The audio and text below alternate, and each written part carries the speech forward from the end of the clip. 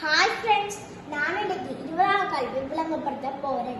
மேலுள்ள அடைப்புகள் ஒவ்வொன்றிலும் குறிப்பிடப்பட்ட பாடம் அதற்கு முன்னாலும் மேலே உள்ள மாணவர்களின் விருப்ப பாடமாகும்.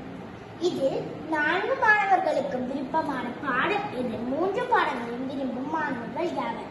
இதுல நாங்க 3 பாடங்களையும் விரும்புற மாணவர்களை பார்க்கணும்னா ஒரே இலகுவான பொருளா இருக்கு. அது வெண்வரி படம்.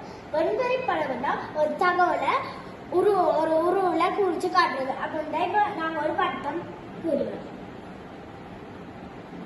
இப்ப இந்த வட்டம் தமிழுக்குரியது.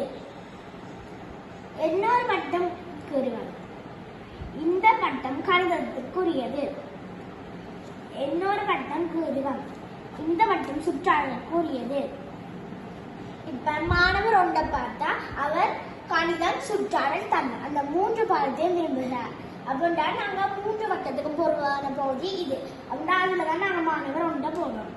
இப்ப மாணவர் 2க்கு அவர் தமிழும் கணிதமும் விரும்புகிறார். அப்படின்னா மாணவர்களுக்கு தமிழுக்கும் கணிதத்துக்கும் பொதுவான பகுதி எதுண்டா இது. அப்படின்னா அதுதான் நாங்க மாணவர் 2 போடுவோம். மாணவர் 3 பார்த்தா அவர் தமிழ் சுற்றாடல். அந்த 2 பகுதி அவர் தமிழுக்கும் சுற்றாடலுக்கும் பொதுவான பகுதி எதுண்டா இது. அப்ப மாணவர் 3 இங்க போடுறார்.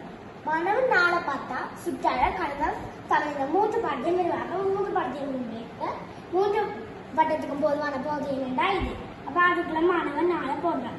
இப்ப உங்களுக்கு முதலாவது விடையில தான் மாணவர் 1 மாணவர் 4 விடை இருக்கு. இப்ப நாங்க எப்படி தமிழ் நாங்க கண்டுபிடிக்கிறோம்னா இந்த தமிழுக்குள்ள இல்ல மாணவர்களும் இருக்கு. அப்ப இதுக்கு நாங்க தமிழ் விட ஈஸியாக அப்படின்னா இதுக்கு விட இது. நன்றி.